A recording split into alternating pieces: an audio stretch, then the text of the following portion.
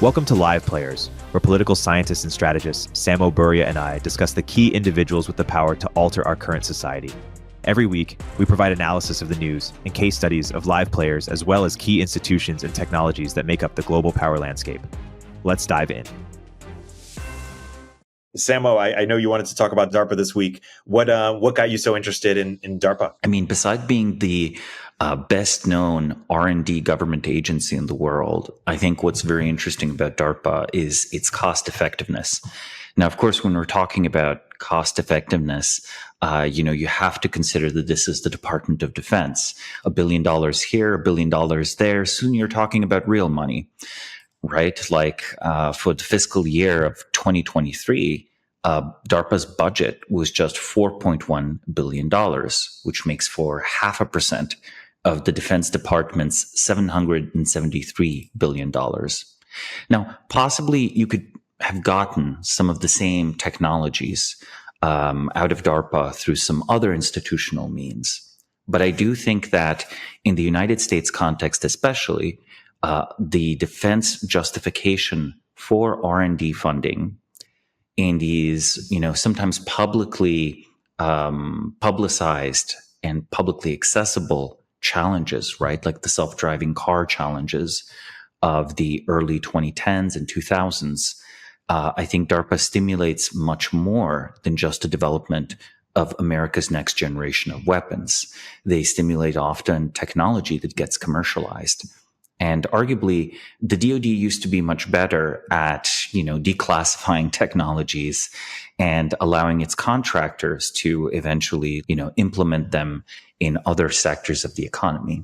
There's a real gap in who exactly should take on the cost of developing technology that isn't yet ready for prime time, right? Technology that is not yet commercializable. Sometimes, large corporate bodies working for defense will take up these costs, right? This $4 billion a year that I mentioned, right? Like you could conceive Lockheed Martin having a budget to develop these products and these technologies and then products and eventually sort of, try to lobby the government into buying them. But I think institutionally, it's much more efficient to have a relatively lean government agency actually go ahead and do this and just develop the technology for its own sake. Something that's very interesting in the world of tech is that as soon as someone has demonstrated the feasibility of something, lots and lots of people go and reverse engineer it, be it create a generic variant of a patented drug, recreate a mathematical proof, train large language models. It almost doesn't matter what. As soon as you demonstrate viability, others will re-engineer these advances. So I think ultimately DARPA does a great service to the economy. And just to give like a partial list of what they worked on, it's sort of like stealth aircraft, precision guided munitions, drones, self-driving, which now is, of course, hitting our roads as we speak. But for example, also they had a role to play in the development of the graphic user interface and ARPANET, which was the predecessor of the modern internet. Talk about the evolution of DARPA and what it portends or says about sort of the evolution of government effectiveness more broadly. Well, DARPA perhaps was not that unique insofar as government agencies went, or at least as far as the defense sector went a few decades ago, right? The R&D departments of 1940s defense establishment were very different from the ones in the 70s, let alone the ones in the 2000s. What's exceptional sort of about DARPA is that it has remained relatively lean. Basically, in the 1990s, there was this realization that warfare was about to change, and no one really knew which direction warfare would go in. The Pentagon had its guesses, and they pushed several honestly contradictory concepts. Everything from this repurposing of stealth, where, of course, originally Stealth bombers were supposed to be a better way to deploy strategic arms, among other things, right? A stealth bomber might actually be a better delivery vehicle for nuclear weapons than a ICBM that can be tracked. And that was a rather scary prospect in the 1980s. Then in the 1990s, it turns out that even Serbian anti-aircraft equipment based on 1970s Soviet technology could see the invisible stealth fighters and shoot them down. There were all sorts of concepts there. And I think because of that, they correctly bet on information technology. Like kind of the end of the Cold War made it sort of obvious that there would be something in the domain of information processing that would end up being very important for warfare. Now, let's say a little bit about DARPA in this regard. I think that the budget that it has had allocated for the last 20 years has been fairly steady. Its share of the research, develop, test, and evaluation budget has dropped, however, from 6.4% in 1996 to 3.3% in 2021. Funding that they do have is kind of split between 4 categories, which is basic research, applied research, advanced technology development, and management support. Now, the ratio of spending on each category has remained the same since 1996.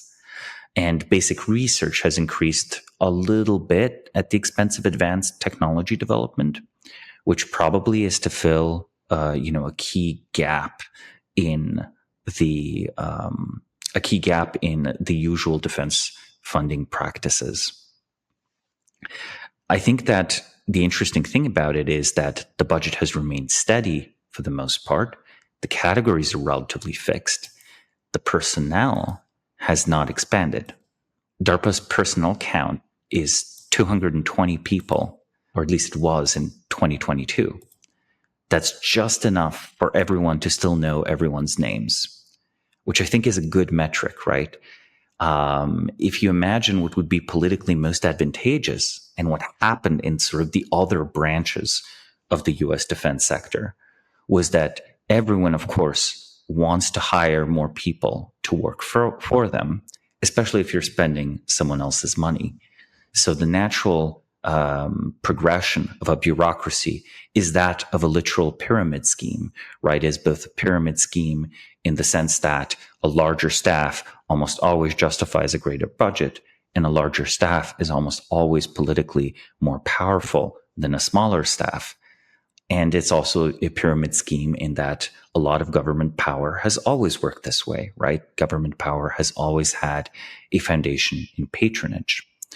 The DoD is the world's most successful fundraiser, raising trillions of dollars from the US government, of course, and the American taxpayer. They have grown immensely over the last few decades. So it is telling that the rare functional institution in this apparatus that is developing weapons, but also technology more broadly, remains about the same size, has about the same number of people, and has very empowered project managers. Now, one of the key things about the Pentagon in general is that it has become infamously bureaucratic. This was already lampooned in the 1970s, and I'm sure it had struggled already in the 60s. But because of this process of ever-expanding staff, ever-expanding patronage networks, and of course, sort of everyone wanting to have their fingers in all the pies, where whatever project you have, you will try to argue that it's relevant for everything else. I think over time, this together with a sort of disconnect of which direction warfighting is going, I think that caused a situation where people don't really have authority to fund what they think it makes sense to fund. Rather, they are obliged to fund what everyone else thinks is a good idea to fund. So the limited terms of the program managers at DARPA also means that everyone knows they have a limited window in which to make use of their budget, right? So with 220 people, with a few $1 billion to play around with an institution that doesn't really owe anyone that much, and with a limited tenure where you know you have just a limited window in which you can spend this money on research projects, you might as well do something great with it. If this was for, forever, if this was your permanent post in the US government, the result would be that you would probably spend it on building a small bureaucratic empire of some kind. So this is a great example of the effectiveness of, basically term limits.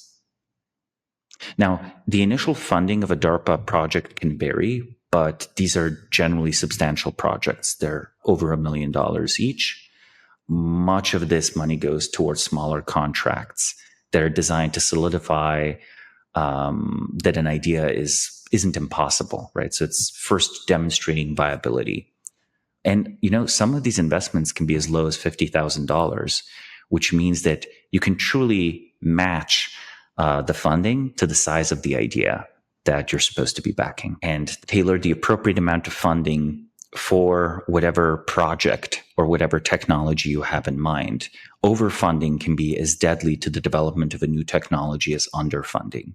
Basically, you want to, among other things, encourage a situation where you're not producing a patronage network. So this means that sort of a reoccurring budget is actually worse than these one-off funding budgets, and that there is a clear standard of, has the technology's viability been demonstrated or not?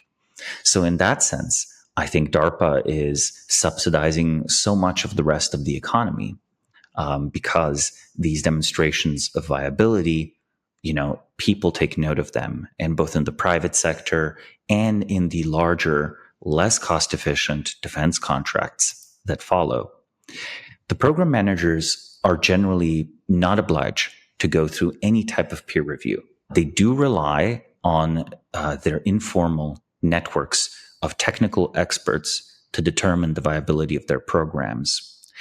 They're also able to bring on contractors from outside of DARPA to assist in project management.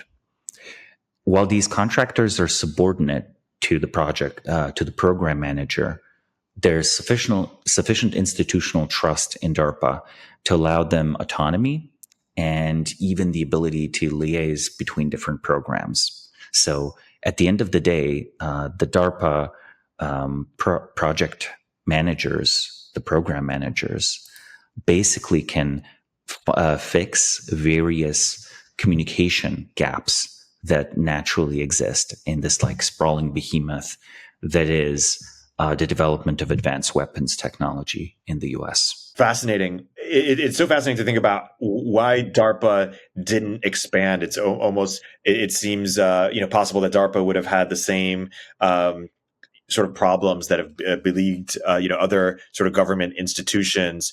Say more about the why that was the sort of the canary in the coal mine, so to speak, and what other lessons, term limits. You mentioned one. Can we draw from that in terms of making other government organizations as effective? Well, I think the term limits are one of the absolutely critical components of this. We're used to thinking about term limits for elected officials. Well, what about for hired officials, if I'm playful with my words, right? We hire non-elected government workers all the time. Perhaps some of those positions should be rotated as well, not out of political necessity, but on schedules that fit whatever it is that's necessary to do in a certain segment of government. I think that, these positions are, government positions tend to also not be very well paid. Some of these program managers are paid somewhere around $90,000 a year, which is much less than comparable talent can afford in the private sector. So I think if you go into DARPA, part of what you're doing is you're almost forgoing kind of personal financial reward. You just sort of want to play around with the freedom to advance technology. And that's kind of interesting, right? That's not necessarily something that scales. And it's very different from the way that, say, venture capitalists might advance technology or the way academics might advance technology, right? The incentives are very different there. So I think that it being kind of part of a tour of duty and the reputation of excellence is almost self-fulfilling, right? If someone had worked at DARPA and now they work in the private sector, I don't know about you, but I almost always consider that a positive sign of the person's competence. It's an alternative credential to say something else like an MIT degree or having been an early engineer at, say, Google or something like this. So even if they then go out of, developing stealth bombers or robotics or whatever, and they go into software, that still says something. So it is a rare part of the US government where the technical prestige is sufficient to still motivate talented people to go there, despite there being relatively low compensation. I think that, the other aspect of this is that the program managers might still eventually be lower quality. I do think that there are ways in which DARPA is politically precarious, right? Basically, since 1972, there have been growing restrictions on DARPA's priorities that have perhaps blunted its capacity to produce anything as transformative as the internet or the personal computer, right? The long-term risk for DARPA is that political and military leaders outside the agency will just fail to understand why it works at all. Now, they might believe in DARPA's effectiveness, but they do so without grasping what underpins it. And as a result, they attempt to shape the priorities of DARPA towards their own priorities. And, they might have a worse grasp of which technologies are promising.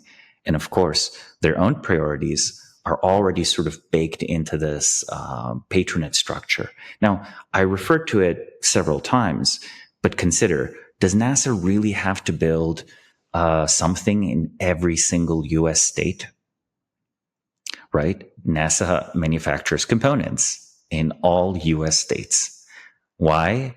Well, because you need an argument for why your budget shouldn't be shrank, right? And you need to talk to a representative from that state. The US military has basically similar stakeholder mechanisms. You are locked into developing technology for aircraft carriers, whether or not aircraft carriers are still a sensible technology, a military technology to continue developing. You're locked into human piloted fighters, whether you want to be or not. I think we're probably going to have human piloted fighters for the remainder of the 21st century, unless there's a major war fought. That's what it would take, I think, to have the Air Force stop developing new cutting edge planes like that. And until it does, well, pilots need jobs. The people making decisions in the Air Force are going to actually keep those pilots employed, whether or not they're militarily necessary. And, this sort of stuff is perhaps we're looking with DARPA at sort of, the kind of last tree standing in the forest where you're sort of wondering, well, what is special about this particular tree? Why hasn't blight consumed it? And maybe it was just lucky. It was a relatively small agency decades ago, had a relatively narrow mission, had term limits. It was respected enough and over time became more and more respected that people were proud of it. So the rest of the Defense Department, whenever they talk about advanced military technology, they have basically two arguments. One of the arguments is the cool stuff DARPA is doing. And the other argument is, inside this black box that you are legally not allowed to look at, I have revolutionary technologies. And, you should give me money to have twice as many black boxes that you can't look into. And I promise all of those boxes contain revolutionary technology too. So these two arguments, I honestly find the DARPA one more compelling. So even if you don't work at DARPA, it is enabling your budget your R&D budget to not be cut. You mentioned people are incentivized to grow their budgets. That's how they get more money, is growing their team. What could change those incentives? Having like there's all sorts of mechanisms we could use here, right? The private sector answer used to just be basically cost effectiveness. The problem is, cost effectiveness because you're driven by the profit motive. The problem with that is that if your customer is the government, your budget last year and how much you charged for something last year anchors how much you're going to get next year. Right. So if there's a single customer, you're in a pretty bad position and you're always incentivized to inflate costs. I think there is no escaping the aspect of government, which is the ability to do things that perhaps are sort of not allowed or not enabled elsewhere. One of the interesting things to me always is that, for example, in the US Air Force, you're legally allowed to use IQ tests to hire people for various positions, right? It's an exception in hiring practices. There are all sorts of other exceptions, like exceptions from environmental regulations, exceptions from like rules about how to govern information in the intelligence world, et cetera, et cetera. There is some motive to do interesting and unique things that really drives people to outperform. And when the US government as a whole seemed like something where you could achieve those things, and not only that, it was prestigious to achieve those things, then there would be rewards for a job well done, at least reputationally, if not financially. And, people will sometimes accomplish things relatively cost effectively. Now, once that is accomplished, whatever the task you set to do, be it building a bridge or developing a stealth bomber and so on, if you cannot move to a really different job in government very easily, you are incentivized to propose a second bridge or a second stealth bomber, whether or not they're needed, and at twice the cost. So the answer is that project orientation should be very important. People should be looking at what has a certain civil servant done, not how long they've worked where or what their title is. We should have personal responsibility and reputation tracking for success on these projects. And people should be shuffled between very different kinds of projects within the government. It should be standard and allowed to do so. Now, if you imagine that, you might imagine someone that successfully completes a bridge project and then is reassigned with a significant budget, maybe $50 million, to find improvements for a stealth bomber. That's not how the US government works today. Barely any government works that way. At its best, the British government has some small elements of this within its civil service, right? At its best, the Singaporean government has some elements of this. And I think this is honestly how the US government used to function in the 1940s and 50s, as it was still a new bureaucratic entity. So I think that personal incentives can overcome bureaucratic incentives if we allow some individuals in government to be, with term limits, empowered to carry out projects. Hey everybody, Eric here with a word from our sponsors. Real quick, what's the easiest choice you can make? Taking the window instead of the middle seat, outsourcing business tasks that you absolutely hate. What about selling with Shopify? Shopify is the global commerce platform that helps you sell at every stage of your business. Shopify powers 10% of all e-commerce in the US, and Shopify is the global force behind Allbirds, Rothy's, and Brooklinen, and millions of other entrepreneurs of every size across 175 countries. Whether you're selling security systems or marketing memory modules, Shopify helps you sell everywhere, from their all-in-one e-commerce platform to their in-person POS system. Wherever and whatever you're selling, Shopify's got you covered. I've used it in the past at the companies I've founded, and when we launch merch here at Turpentine, Shopify will be our go-to. Shopify helps turn browsers into buyers with the internet's best converting checkout, up to 36% better compared to other leading commerce platforms. And Shopify helps you sell more with less effort thanks to Shopify Magic, your AI-powered all-star. With Shopify Magic, whip up captivating content that converts, from blog posts to product descriptions. Generate instant FAQ answers. Pick the perfect email send time. Plus, Shopify Magic is free for every Shopify seller. Businesses that grow, grow with Shopify. Sign up for a $1 per month trial period at shopify.com/momentofzen. Go to shopify.com/momentofzen now to grow your business no matter what stage you're in. Shopify.com/momentofzen. You alluded to the fact earlier that governments can't fire their employees easily. Elon can come into Twitter or X and fire 80% of employees, within the first year. But Biden or Trump can't exactly do that. I don't think people appreciate the limits of actual authority that the president has. What is the right mental model of thinking about, where the power of presidents start and stop? Like, how many people could they fire? How do these people get fired? Can they get fired? Talk about that. I think by default, the US president can fire just a few thousand people, right? And can only appoint a few thousand people. The number of appointed positions is very limited. Congress has over time passed all sorts of laws from previous political battles, not least of which were the battles with the Nixon administration, to limit the so-called theory of the unitary executive and so on. There have also been legal challenges coming through the court system. So I do think that in some other countries around the world, we see interesting experiments, right? Milei at least has the rhetoric in Argentina of maybe he'll do the Elon thing and fire 80 to 90% of employees. Though I think he will be less inclined because of a strong commitment to anarcho-capitalism to then hire a much smaller team to do the same job. He's more like doing the classic thing where you say, okay, the state shouldn't handle this. Some other aspect of society should handle this. I think for a US president, it's a slog. And perhaps one possible method of shrinking government and making it actually efficient and lean is that you come in and you create a completely new body that has a competing mandate, but a clear legal right to do the task of a large, bloated, and inefficient body.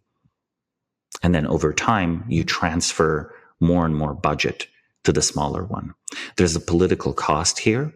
So the political cost has to be in some way compensated with a political benefit. Usually this means that whenever you create something new, you staff it with your political loyalists. But I think there is a narrow space for achievement-based political capital.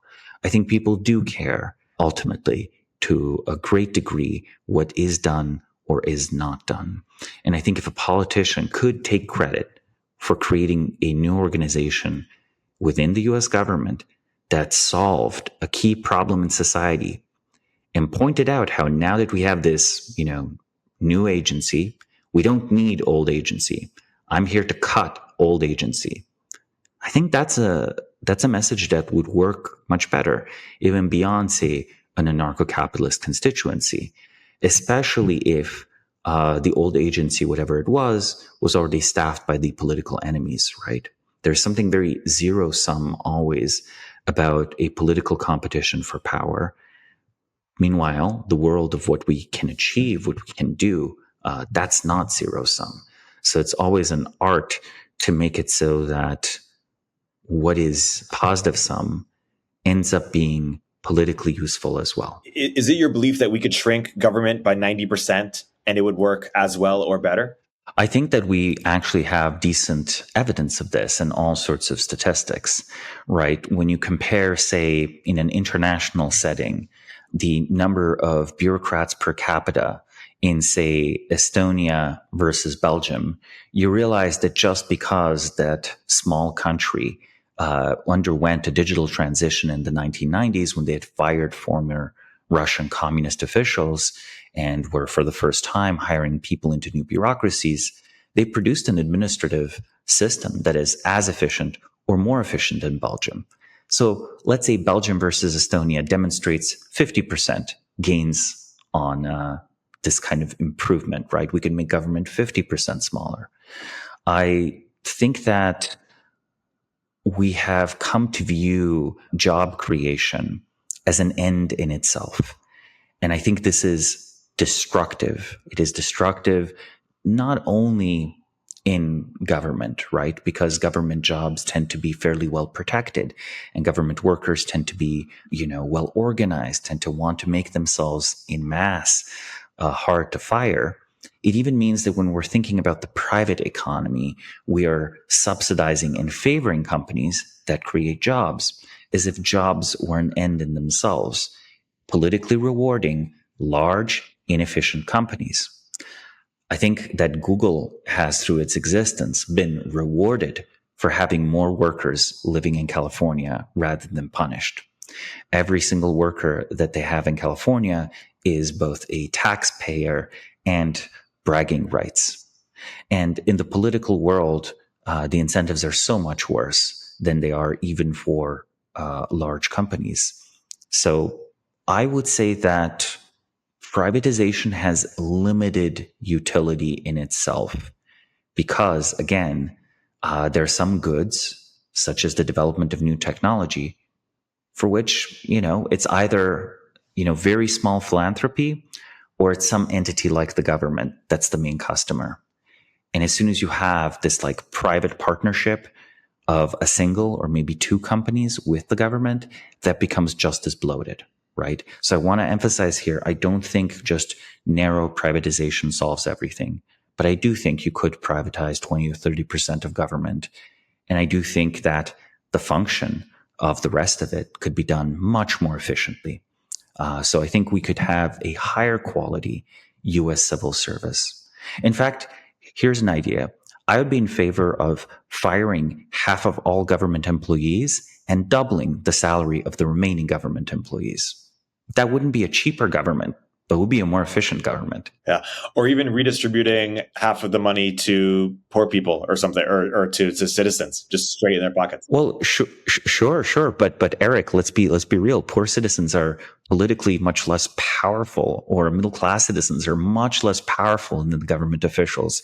Can you just imagine the vicious office politics fights inside of the Pentagon if people here, we're firing half of you, but the rest of you get a pay raise. Your salary's doubled. How fast would they be to show flaws or incompetence or corruption or crime or collusion by their former colleagues? Wow.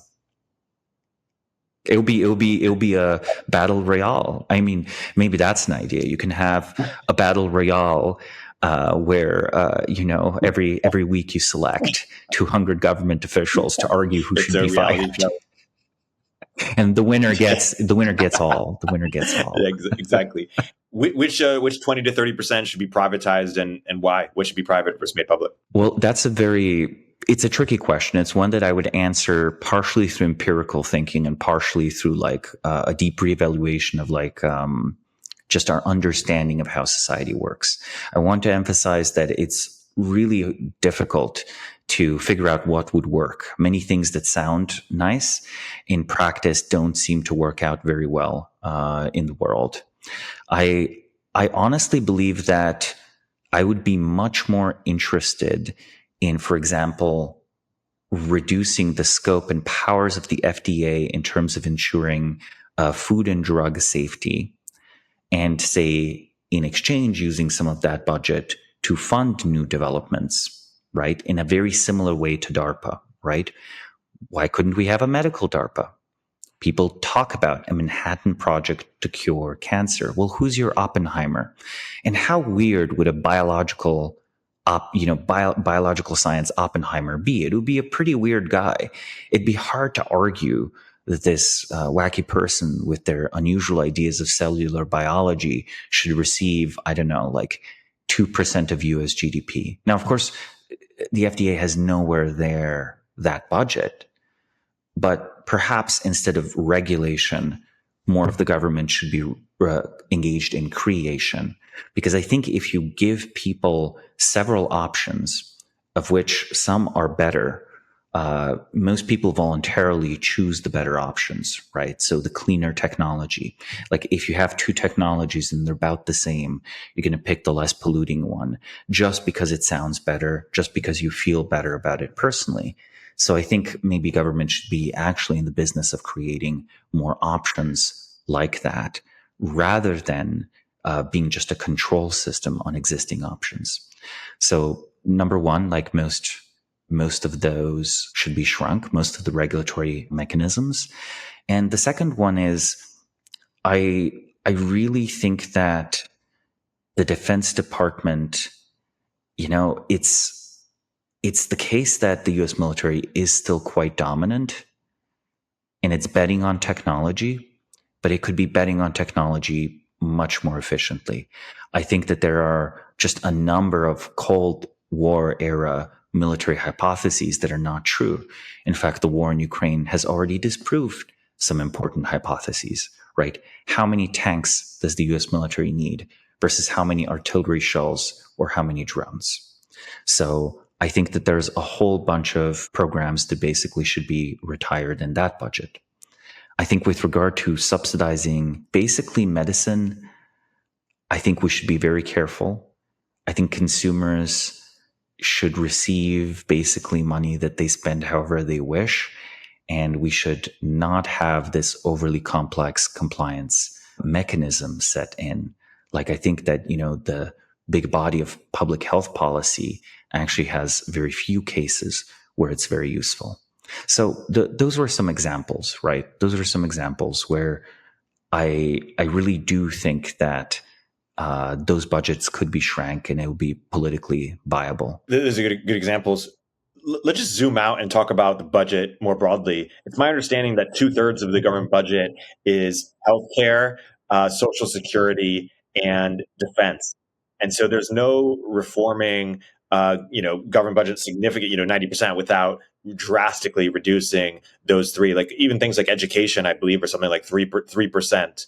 And so how do you think about how the government spends its money currently, or in terms of, or give more context on the budget as you see it, as you understand it today? And if we could wave a wand within maybe those three buckets, how could we reduce those and still get, similar quality? Well, I honestly, healthcare is about 21%.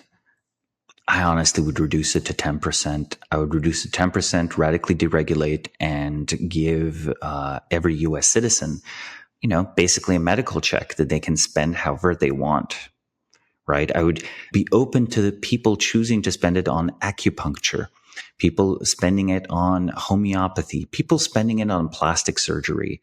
They could spend it on anything they want because then consumer choice would work. We've had my LA friends, they talk about the wonderful things plastic surgery can do these days. I've never had a procedure. I don't know, what to think of that necessarily, but the costs are not ballooning there quite as much as they are for cancer. And, let's be honest, if as a society, we wanted to do good and wanted to kind of stop zero-sum races, shouldn't the plastic surgery be getting much more expensive and the cancer treatments getting much cheaper? It's kind of like a positional good, right? The main value of being beautiful is that you're the most beautiful. So even if the stuff works, which is sometimes dubious, I do think we should try to give the consumer choice. We should give consumer choice more freedom to actually pick the kind of medical procedures people want for the reasons that they want, right? And the reason for this partially is that, the placebo effect is so strong and our medical knowledge is so weak that I bet on net we would actually see better health outcomes at about the same amount of money spent by the government. So shrink it by half, and basically let people of all classes have an equal share. Like everyone could get, I don't know, $50,000 a year or $20,000 a year to spend on their medical expenses. These are already truly astounding numbers. Like the whole medical bureaucracy, a lot of it semi-privatized in this extremely dysfunctional way, is so big already that we really are talking about such huge numbers per citizen. I think, education is trickier because education is secretly daycare. The reality is the modern economy doesn't know what to do with children and doesn't even know what to do with young adults. So we put them in school and we pretend that they're learning. And then we have prison labor to, keep them busy, and maybe they learn something on the side. So yeah, we can, I'm being provocative here, Eric, but No, I hear you. I mean, it felt like prison to me when I was in high school. I was like, what am I doing? I mean, exactly, right? It's telling how much younger people used to be before they were allowed to contribute to society, and how far self-education can actually go among the most talented. And when it comes, again, to having the freedom to research or do great things, like, wouldn't it be much better if, say, the US government cut the education budget down by $5 billion, let's say, and set aside $1 billion of it to be metered out by, let's say, 200 people, where each of them gets to pick an 18-year-old that is not a relative. So I would put that constraint in. You can't give it to your kids. Every one of those 220 or 200 government officials with that $1 billion a year budget that still produced the $4 billion savings, if they could each give a 4-year grant to someone and be like, you have temporary tenure. You have shown to be excellent, talented. You aced whatever testing program we had. Here's your budget. Knock yourself out for the first 5 years of your working adult life. You get to do whatever you want scientifically. Can you imagine it? It would be a government-funded Teal Fellowship. I mean, maybe they should hire Teal even to do it. I bet he'd be happy to do it. If it wasn't his money, isn't that better? Yeah. Right. So again, this sort of creative thinking is busting people out of these traps where we needed to house children as parents went to the factory. Parents left the factory and they're now in the office, and we need to house children even more now. And not only is it a gerontocratic society where promotion opportunities are rare, more and more we're engaged in the zero-sum race where, the main value of going to Harvard is sort of demonstrating that you made it to Harvard and most of the other kids of your generation didn't, right? Like that positional good aspect together with this, well, the parents are spending more and more of their time working. They're not spending time with their children. We actually don't want parents spending time with their children because then we can, maybe politically also influence the children to have a certain worldview, right? Politically, that formula has become dominant nearly everywhere in the world.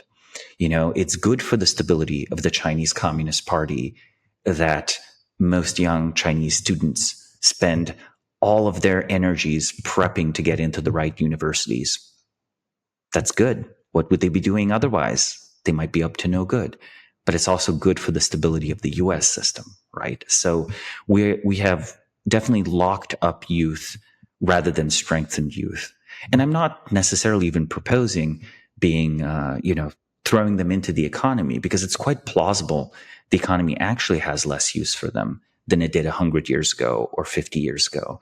Technology, we don't need chimney sweeper boys, and maybe we don't need interns to get us coffee anymore and retype our papers, because we just press copy. We press the copy button. No need to retype a paper if you can do that, right? The automation of office work from 1940 to 2020 explains a lot about the changes in white collar culture. It's part of what has made it less hierarchical in a way, right? There used to be these like menial, almost craftsman-like white collar tasks. So if we go through further in the budget, I already argued that we could get defense much more cost effectively. Partial privatization there, I would be in favor of new companies such as Palantir and, of course, Anduril.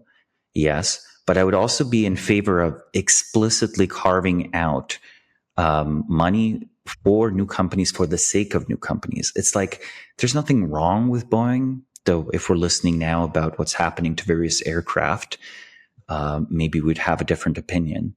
But isn't it nice that SpaceX came and started building rockets? Even for military purposes, will SpaceX build better rockets 10 years from now than whoever the contractor is for making America's ICBMs. And that's like it's a civilian company, but it'll probably start beating the defense companies fairly soon on technological fundamentals. Possibly we should retire large defense conglomerates. Possibly we should be saying to Boeing, hey, for the next 20 years, you get to build defense tech. And after that, I'm sorry, you're not allowed to build defense tech. You're going to have to commercialize your technology of today. Think of how crazy that world would be. It would be a more advanced world, I'm sure. What about Social Security? Social Security has a significant... Here's the thing. I think that the UBI advocates, so Universal Basic Income advocates, are correct in that we spend a lot of money and a lot of labor to stop individuals we think of as undeserving to receive government benefits. People who want to game the system receive government benefits anyway, and this raises the barrier for a lot of people to receive services and funds. It's also true, again, that if you give people money and don't tell them what to spend it on, they'll generally spend it on what they want to spend it on. What the advocates of UBI never managed to explain is how exactly are you going to make UBI as politically powerful as full-time government workers administrating projects that end up being pricier than UBI, right? They posit a moment after what's essentially a political revolution that transforms the essentially social democratic political economy that all Western countries, including the United States, are running into something quite different. And further, there is a way in which advocating for a universal benefit might be a much stronger argument for taxation than what we have currently. The advocates of UBI imagine a much lower budget where you accomplish stuff that, all the things we think of as Social Security as providing, but much more cheaply. But who anywhere would argue against increasing a direct transfer to all citizens? Right now, I think there is a way in which in the US, the dysfunctionality of government is also politically useful. You can scapegoat the bureaucrat. So even when the bureaucrat is quite efficient, as in DARPA, politically it still works well enough for votes to rail against the bureaucrat. But as soon as you have something like a direct transfer, you have an angry citizen being like, saying, get the government's hands off my Medicaid, something that I think, the Democrats rightly made fun of. But I think with UBI, it is yet to be demonstrated that you can have UBI without a very rapid race to the bottom of redistribution. So those are the two problems. First off, if it's more efficient, where is political power coming from? Secondly, once you've defeated the entrenched civil servants, what prevents a race to the bottom and that eventually breaks the economy? Yeah, not to mention open borders. Yeah. Of course, if you have UBI, you're going to have a tough border policy. Yeah, exactly. How are you going to ideologically justify that? That's an interesting question, right? How about the regulatory capture side of things, where companies get so powerful that they can lobby and make, add more regulations that make it difficult for other people to compete? Talk more about how could we fix or mitigate the negatives of regulatory capture? I, again, think that having permanent timeout for contracts might be a good idea. It might be like, hey, congratulations, defense company, you get to do this. And for a large country like the United States, there's no serious problem with having multiple companies be able to produce the same thing. For smaller countries like, say, Israel, Singapore, honestly, even medium-sized countries like Britain or France, your economy might only be big enough for one or two contractors that can build an aircraft carrier or that can build 500 planes. In the US, I think we can achieve something by intentionally cultivating new companies. This way, you might artificially induce some of the benefits of creative destruction. The Schumpeterian Gale, where, there's a company that uses new technologies and on your neutral metrics performs better than the incumbent company, and then more of the government contracts can shift to that company.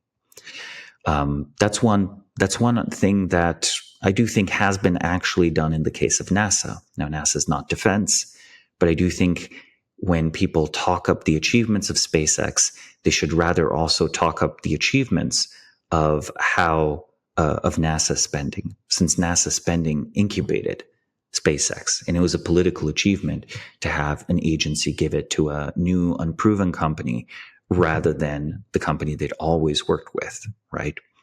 And because of that, the U.S. is launching more tons of stuff into orbit than any other country around the world. It's utterly blown Russia's competitiveness in the international satellite launch market. Had it only been Boeing and the United Launch Alliance, they would have never done that. So, intentionally funding the creation of new companies that have nothing to do with the old establishment companies, that's a good idea. So even though that's a spend more money, it's a kind of spend more money to get a new replacement that undercuts the previous government contractor. I think that could work very well in the US context because it's big enough. Another possibility, I think, also is this almost the creation of a government task force that would audit which companies are inefficient and then be allowed to spend money to try to fund their replacement to demonstrate it. So I'm imagining, a group of technologists looks at the F-35, and they're like, well, we can actually replicate half of these functions, and then spends their year's budget of $50 million on just a new piece of technology or on a new provider that demonstrates that they can make a similar machine much more cheaply. So these are somewhat engineer-based fixes, I admit. There are clever things you could do with incentives, but I think those would require a bit more time to sketch out. Maybe gearing towards closing here, it's worth just noting that even most staunchest Democrats, people like Ezra Klein, Matt Iglesias, Noah Smith, have all of whom are friends of mine, who have coalesced around this idea that government is not working. Even the biggest defenders of government are saying, hey, it's not working the way it should be. Ezra Klein has this great New York Times piece, Everything Bagel Liberalism, where the left is just asking for too many things and putting too many regulations such that, on issues that everyone should care about, like housing, healthcare, and education, the government is just not working effectively. And so when both parties are agreeing, even the party of big government, it's just worth noting that there's bipartisan support for being more effective and efficient. And then the real question is, will there be alignment on, or the courage necessary to do what needs to be done? I think that grounding it in the perspective of state capacity has some things to recommend it, where the debate of what government is already doing and can it do it, I think that is where the debate should center. Totally. That seems like a good place to wrap, unless there's anything you wanna close on. No, I think that's good. Thanks for listening to Live Players. Please subscribe, leave a review, and check out Samo's excellent newsletter, The Bismarck Brief, for more rigorous analysis of key individuals, institutions, or industries. Live Players is a production of Turpentine, the podcast network behind Econ 102 with Noah Smith and Moment of Zen.